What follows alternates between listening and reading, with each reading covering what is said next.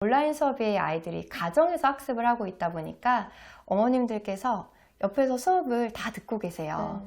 근데 어머님들께서 수업을 들으시는 거에 대해서는 저는 굉장히 긍정적으로 생각을 해요.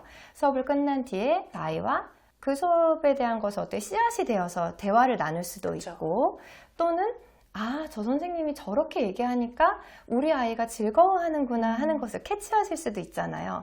이런 경우에는 좋지만 어떤 어머님들은 아이에게 기회가 주어졌을 때 빨리 말해. 뭐해? 말하라고. 쟤는 말하잖아. 빨리 말해. 막 이러시는 부모님들이 생각보다 상당히 많이 계세요. 네. 그러면서 이 아이에게 자존감을 심어줘야 될 수업 하나가 아이에게 너무 힘든 경험이 되는 그런 일들이 많이 발생하거든요.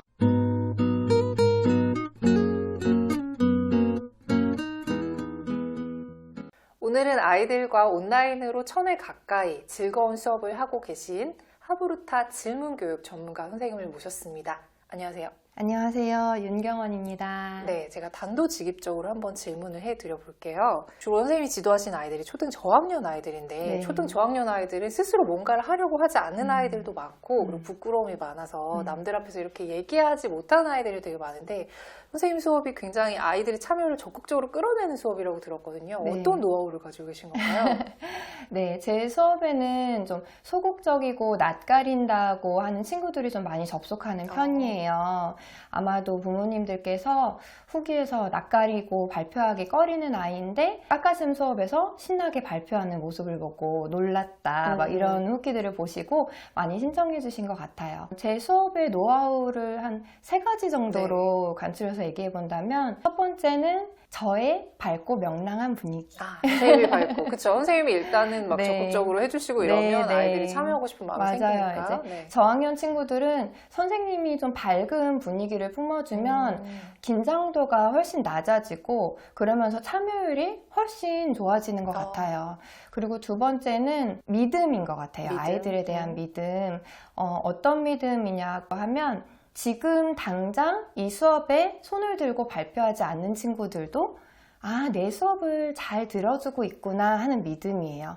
그래서 그 믿음을 저만 가지고 있는 것이 아니라 아이들에게도 너가 지금 발표하지 않아도 다 너만의 생각이 있다는 걸 선생님 알고 있어. 너무 대견해. 잘 들어주고 있어서 칭찬해 라고 얘기를 해주고, 세 번째로 기다리는 거예요.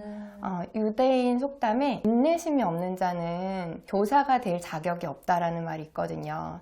아이들은 저마다의 속도가 있는데 어떤 아이들은 그 수업의 속도를 못 따라오는 친구들도 있는 것 같아요. 그래도 끝까지 기다려주고 그래도 수업 시간에 잘 참여해준 것만으로도 칭찬을 하면 그 친구는 반드시 2번째 시간, 3번째 시간에는 마음을 열고 참여하게 되는 것 같아요. 때로는 수업 끝날 때까지 아무 말도 못하고 또는 아무 생각도 없는 친구들도 있어요. 그런 친구들한테는 오히려 잘 됐네 이렇게 얘기해줘요. 네.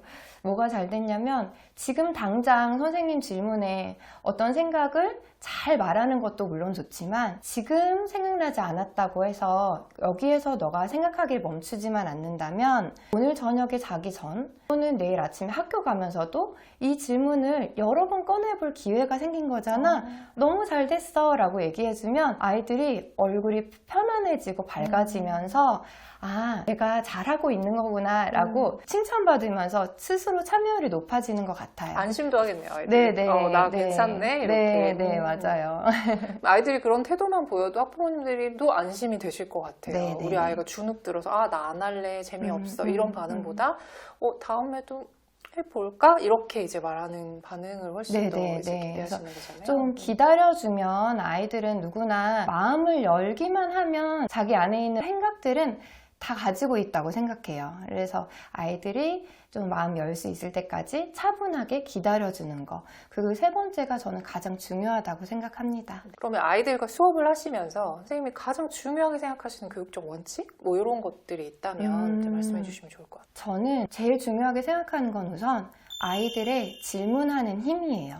우리 부모님들께서 좀 잘 이해하실 수 있게 전래동화를 한번 예로 들어볼게요. 예를 들어서 흥부와 놀부 이야기를 읽고 아이들한테 이 이야기 어땠어? 라고 감상을 물어본다고 하면 아이들은 재밌었어요. 놀부가 너무 나빴어요. 이런 뻔한 답변만 하게 되죠. 그런데 이야기를 읽으면서 너가 궁금했던 것들을 한번 질문해 볼까? 라고 하면 어떤 아이는 선생님, 근데 놀부는 언제부터 그렇게 나쁜 짓을 시작한 걸까요?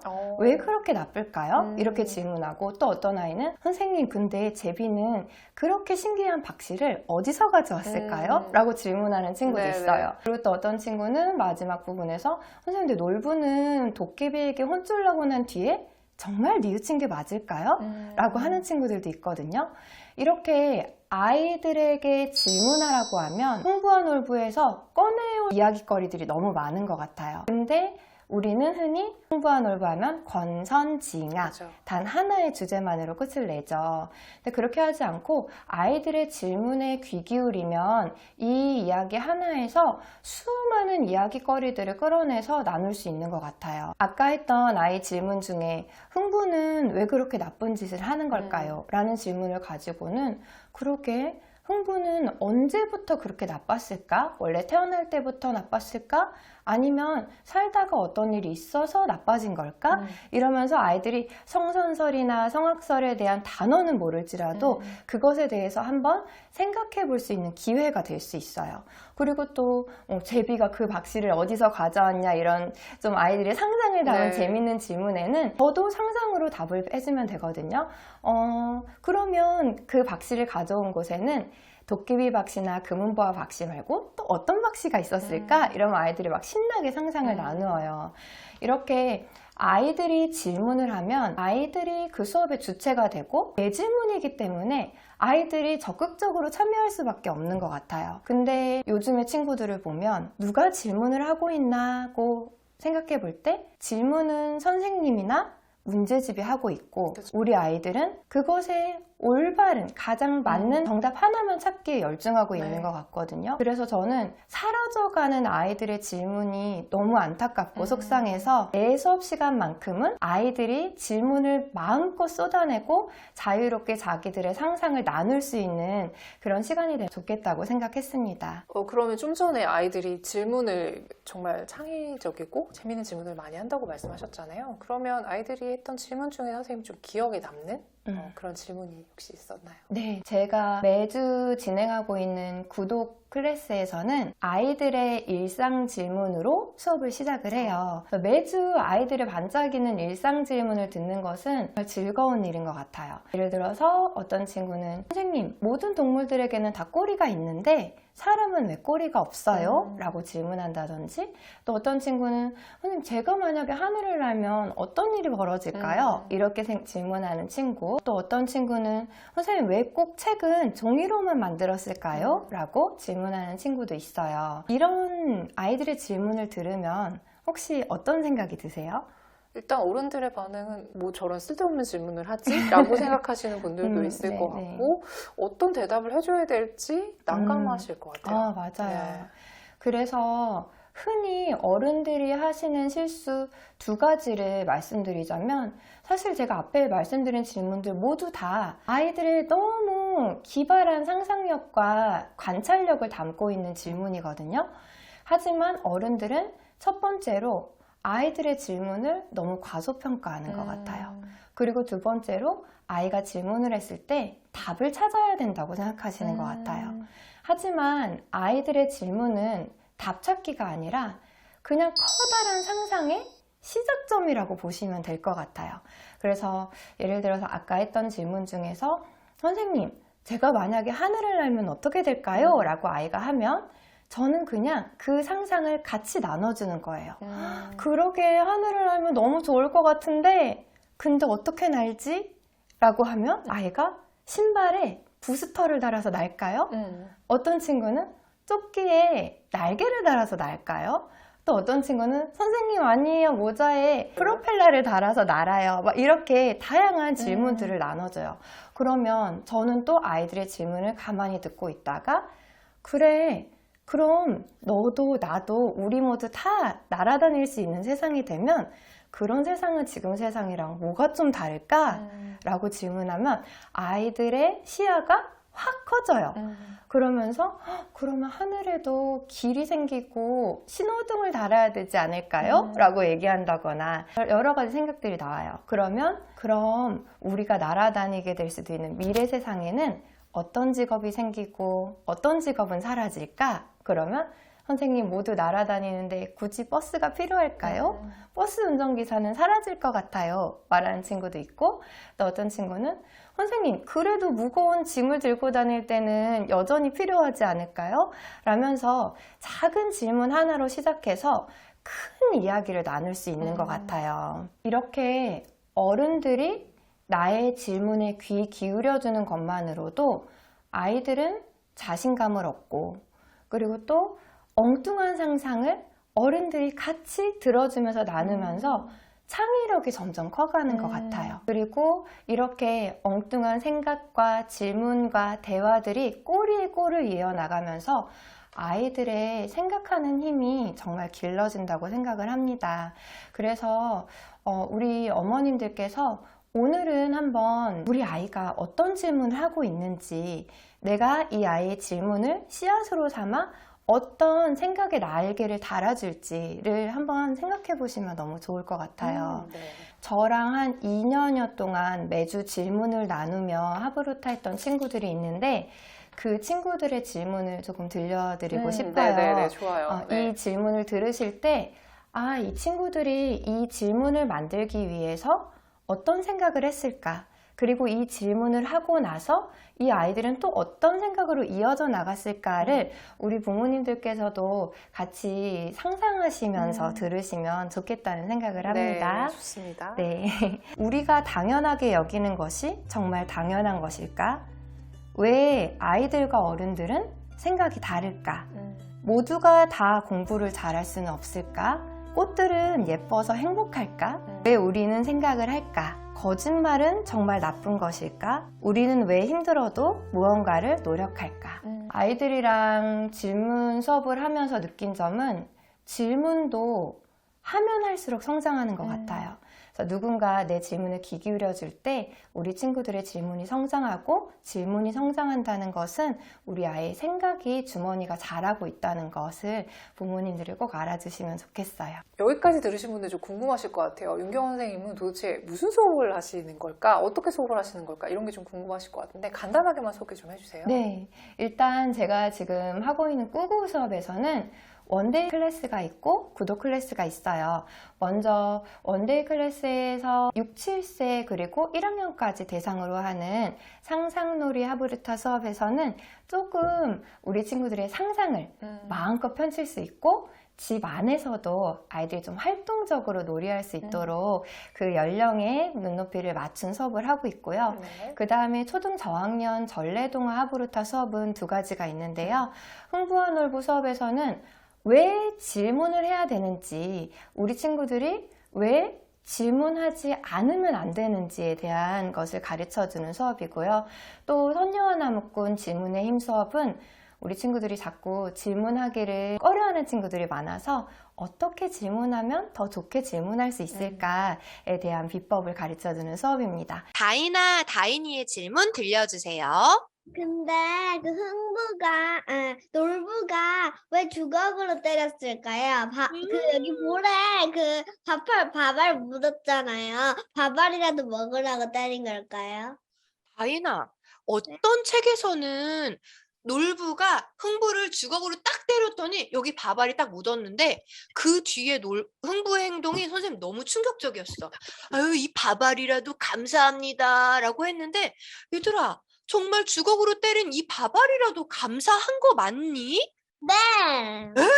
감사해요. 아니, 그러면 내가 맞더라도, 내가 이렇게 기분 나쁘게 맞았는데도 그것 때문에 뭐라도 조금 얻을 수 있으면 맞아도 된다는 거야? 때려도 된다는 거야? 아니요, 그건 아니에요. 그리고 우리 친구들이 가장 좋아하는 일기 수업은 네. 지금 지루하고 좀 따분한 일기 쓰기를 생각의 전환으로 즐겁고 활기차게 좀 신나는 마음으로 일기 쓸 수 있도록 지도하고 있고요. 그리고 매주 만나는 구독 수업에서는 우리 친구들 질문 습관을 기르는 그런 수업을 하고 있어요. 그래서 매주 정해진 요일에 만나서 아이들의 질문을 수없이 나누며 질문을 키워가는 그런 수업도 있습니다. 네, 보통 이제 추천하시는 학년이 몇 학년 정도인가요? 저학년, 초등 저학년이에요. 6, 7세부터 6, 7세부터 네, 네. 초등 저학년 아이들까지. 좀 전에 선생님이 말씀하셨다시피 하브루타 일기 쓰기 수업이 진짜 관심들이 많으신 네. 인기 수업이더라고요. 네, 그래서 네. 거기서 선생님 닉네임을 까까샘이라고 해서 저는 이렇게 수업 설명을 이렇게 읽다가 과자를 먹으면서 수업을 한다라는 얘기가 있어서 애들이 과자를 까까라고 하잖아요, 어릴 때. 그래서 까까샘인가? 라고 해서 여쭤봤더니 아니라면서요. 왜 까까샘이세요? 네, 제가 일기 수업을 하기 전부터도 저는 까까쌤이었는데요. 사실 앞에서 제가 질문의 중요성을 너무 많이 말씀드렸어요. 네네. 저는 아이들이 질문을 존중하고 또 좋은 질문을 아이들에게 주는 그런 교사이기 때문에 질문을 정말 많이 합니다. 왜 그럴까? 이건 정말 당연한 걸까? 그래서 자꾸 까까까까 지면서 아이들이 선생님, 왜 선생님은 자꾸 까까하고 얘기해요? 그래서 까까쌤이에요. 그러면 이제 일기 쓰기에서 애들이 왜 까까를 먹으면서 수업을 하나요? 간단하게만 설명해 주세요. 네. 네. 사실 제 일기 수업에서는 맑음, 흐림 이런 지루한 표현들을 좀 재미있는 표현으로 바꿔볼 수 있는 비법이라든지 어떻게 제목을 정하면 더 좋은 제목을 정할 수 있는지 등의 노하우를 가르쳐 주기도 해요. 하지만 제 일기 수업은 기승전 재미라고 말씀드리면 될 것 같아요. 유대인들이 아이들에게 책을 읽어주기 전에 어떤 행동을 먼저 하냐면 책 귀퉁이에다가 꿀을 발라서 아이에게 그 꿀을 빨아먹게 해요. 그러면 아주 어린 시절에 그 책에 묻은 꿀을 빨아먹은 아이는 책은 달콤한 것이라는 것을 나도 모르게 인지하게 됩니다. 저는 이 일기 수업이 아이들에게 약간 이러하길 바랬던 것 같아요. 우리 친구들 물론 맞춤법, 뭐 띄어쓰기, 글씨 예쁘게 쓰기 이런 것들도 물론 다 중요하지만 그런 것들 때문에 일기 쓰기 너무 싫어 라고 생각하는 친구들이 정말 많아졌잖아요. 네. 어떤 조사에서는 일기 쓰기가 아이들이 가장 싫어하는 숙제 1위라고 나온 적도 있더라고요. 그렇지만 제 수업에서는 뭐야? 일기 쓴다 그러더니 준비물이 과자네? 일기 쓰는 수업에 수업 시간에 과자를 먹어도 되네? 이러면서 벌써 아이들이 신이 나거든요.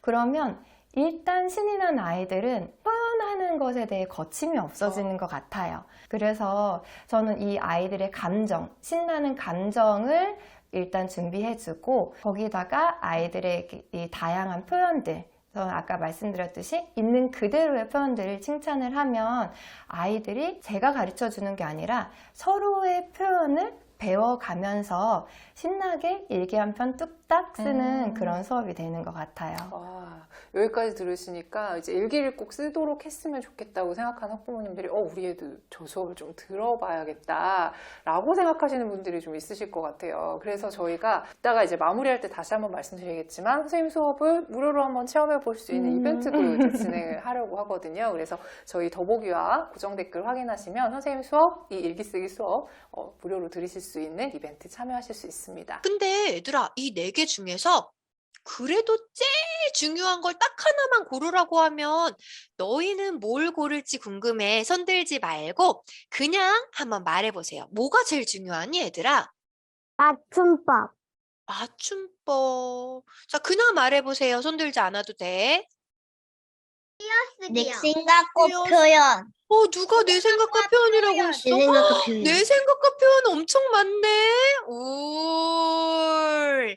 딩동댕동. 일기 쓰기는 우리 아이들의 글쓰기의 첫 단추 같은 거예요. 첫 단추를 즐겁게 끼웠으면 좋겠어요. 제 수업에서 아이들이 가장 얻어가는 게 무엇이냐면 내일 또 일기 쓰고 싶어. 이런 마음인 것 같아요. 와, 상상만 해도 네. 학부모님들이 제발 그랬으면 좋겠다라는 생각이 네. 들 것 같아요. 네. 자, 어느덧 마지막 질문입니다. 네, 마지막으로 선생님이 진행하시는 줌 수업이라던가 아니면 이제 글쓰기 수업 그리고 토론 수업 이런 것들이 너무 좋겠는데 우리 아이가 과연 잘할 수 있을까? 이렇게 걱정하시는 학부모님들이 또 심심치 않게 많으실 것 같거든요. 선생님이 이제 여러 아이들을 지도해 보시는 전문가로서 조언해 주실 말씀이 있으면 간단하게만 부탁드릴게요. 제가 꾸구에서 온라인으로 수업을 시작한 지 한 3년 정도 되었는데요. 초창기에 비해서 아이들의 발표력이 상당히 많이 늘었다는 거를 느끼고 있어요. 이전에는 아이들이 선생님 앞에서 발표할 기회는 학교나 학원밖에 없었는데 온라인 학습이 대중화되면서 아이들이 발표할 기회가 정말 많아진 것 같아요. 아이들이 다양한 수업에서 질문을 하고 또 대답을 하면서 아, 이렇게 내가 얘기해도 되는구나 하는 것들을 좀 스스로 느끼고 있는 것 같아요. 그래서 우리 어머님들께서 걱정되신다면 꾸구 홈페이지만 들어가셔도 정말 수천 가지의 수업들이 있거든요. 네. 그 중에서 우리 아이가 가장 즐거워할 만한 거, 우리 아이의 관심사에 있는 수업을 아이와 함께 선택하셔서 들어보시면 조금 더 수업에 접근하기가 쉬우실 것 같아요. 누구나 자기가 좋아하는 것에는 수다쟁이가 되는 그럼요. 법이잖아요. 제 하브루타 수업뿐 아니라 뭐 과학 수업이라든지 글쓰기 수업, 뭐 춤, 그림, 다양한 수업이 있으니까 한번 둘러보시면 좋을 것 같아요. 내가 좋아하는 것에 대해서 내가 그 수업을 선택할 수 있고 선생님도 고를 수 있다는 건 저는 요즘 시대를 살아가는 아이들에게 정말 부러운 일이라고 생각을 해요. 그래서 우리 어머님들께서 이런 플랫폼을 적극적으로 활용해 보시면 도움이 될 것 같다고 생각을 합니다. 근데 동시에 온라인 수업의 단점도 저는 분명히 존재하는 것 같아요. 이 온라인 수업의 아이들이 가정에서 학습을 하고 있다 보니까 어머님들께서 옆에서 수업을 다 듣고 계세요. 근데 어머님들께서 수업을 들으시는 거에 대해서는 저는 굉장히 긍정적으로 생각을 해요. 수업을 끝난 뒤에 아이와 그 수업에 대한 것을 어떻게 씨앗이 되어서 대화를 나눌 수도 그렇죠. 있고 또는 아, 저 선생님이 저렇게 얘기하니까 우리 아이가 즐거워하는구나 하는 것을 캐치하실 수도 있잖아요. 이런 경우에는 좋지만 어떤 어머님들은 아이에게 기회가 주어졌을 때 빨리 말해. 뭐해? 말하라고. 쟤는 말하잖아. 빨리 말해. 막 이러시는 부모님들이 생각보다 상당히 많이 계세요. 네. 그러면서 이 아이에게 자존감을 심어줘야 될 수업 하나가 아이에게 너무 힘든 경험이 되는 그런 일들이 많이 발생하거든요. 아까 말씀드렸듯이 아이들은 전부 다 저마다의 속도를 가지고 있어요. 이 수업의 주제를 잘 익히고 이 수업에서 발표를 열심히 하는 것도 물론 좋지만 우리 부모님들께서 우리 아이를 먼저 봐주시고 발표 안 했어도 이 시간에 이렇게 잘 앉아서 다른 친구들에게 경청하고 있는 그 아이의 모습을 칭찬해 주셔야 아이는 한 발 한 발 조금 더 나아갈 수 있는 것 같아요. 그래서 그것에 대한 부분을 제가 꼭 말씀드리고 싶었습니다. 그럼 선생님도 아이와 서로의 신뢰관계를 유지하셔야 수업이 잘 되는 것처럼 우리 학부모님들도 아이를 믿으셔야겠네요. 네네. 오늘 이제 길지 않은 시간이지만 선생님이 좋은 말씀 많이 해주신 것 같습니다. 다시 한번 말씀드리지만 우리 윤경원 선생님의 수업을 무료로 이제 들어보실 수 있는 이벤트 관심 있으신 분들은 더보기와 고정 댓글 확인하시면 좋을 것 같습니다. 네, 오늘 좋은 말씀 감사합니다. 감사합니다.